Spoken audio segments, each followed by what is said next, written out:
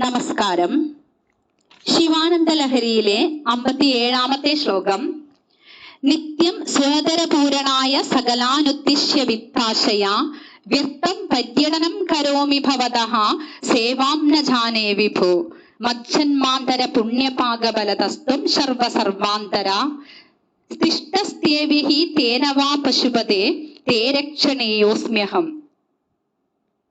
ഹേ വിഭോ, അല്ലയോ വിഭോ, സ്വതരപൂരണായ തന്റെ വയറ്റുപിഴപ്പിനായി സ്വന്തം വയറു നിറയ്ക്കുന്നതിനു വേണ്ടി സകലാൻ ഉദ്ദിശ്യ, നല്ലവരെന്നോ അല്ലാത്തവരെന്നോ ധനികരെന്നോ ദരിദ്രരെന്നോ ഒന്നും നോക്കാതെ എല്ലാവരുടെയും അടുക്കൽ വിത്താശയ ധനമോഹം നിമിത്തം വ്യർത്ഥം ഒരു ഫലവുമില്ലാതെ നിത്യം പര്യടനം കരോമി നിത്യവും ഞാൻ സഞ്ചരിക്കുന്നു.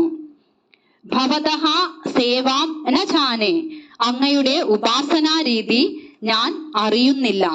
ഹേ ശർവ, അല്ലയോ പരമശിവനെ, മജ്ജന്മാന്തര പുണ്യപാകബലതഃ വാ എന്റെ ജന്മാന്തര സുകൃതത്തിന്റെ പരിപാകബലം കാരണമായിട്ടായിരിക്കാം ത്വം അങ്ങ് സർവാന്തരഃ തിഷ്ടസി ഏവ ഹി, സർവാന്തരഃ എല്ലാ പ്രാണിവർഗങ്ങളുടെയും സകല ചരാചരങ്ങളുടെയും അന്തരാത്മാവായിട്ട്, സർവാന്തരഃ തിഷ്ടസി ഏവ ഹി എല്ലാ സകല ചരാചരങ്ങളുടെയും അന്തരാത്മാവായിട്ട് സ്ഥിതി ചെയ്യുന്നുവല്ലോ. തേന അതുകൊണ്ട്, അത് കാരണമായിട്ട്, ഹേ പശുപതേ, അല്ലയോ പശുപതേ, അഹം തേ രക്ഷണീയഃ അസ്മി ഞാൻ അങ്ങയാൽ രക്ഷിക്കപ്പെടേണ്ടവനായി ഭവിക്കുന്നു.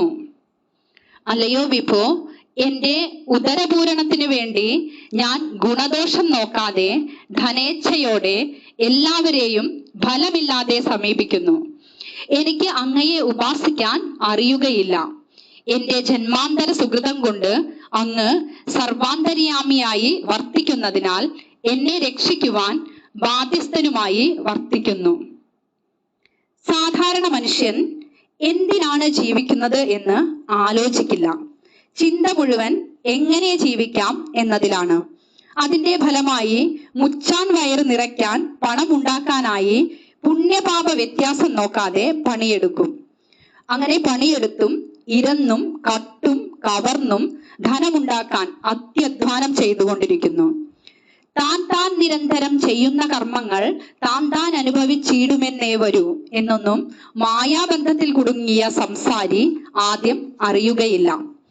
ജന്മാന്തരങ്ങളിൽ ചെയ്ത പുണ്യ കർമ്മങ്ങളുടെ ഫലമായി ഇതുവരെ ചെയ്ത കർമ്മങ്ങളുടെ വ്യർത്ഥതയും ഈശ്വര ഭജനം ചെയ്യാത്തതിന്റെ ദുഃഖവും പശ്ചാത്താപവും വന്ന് ഭഗവാൻ സർവാന്തര്യാമിയാണെന്ന നേരിയ ബോധം ഉദിച്ചു.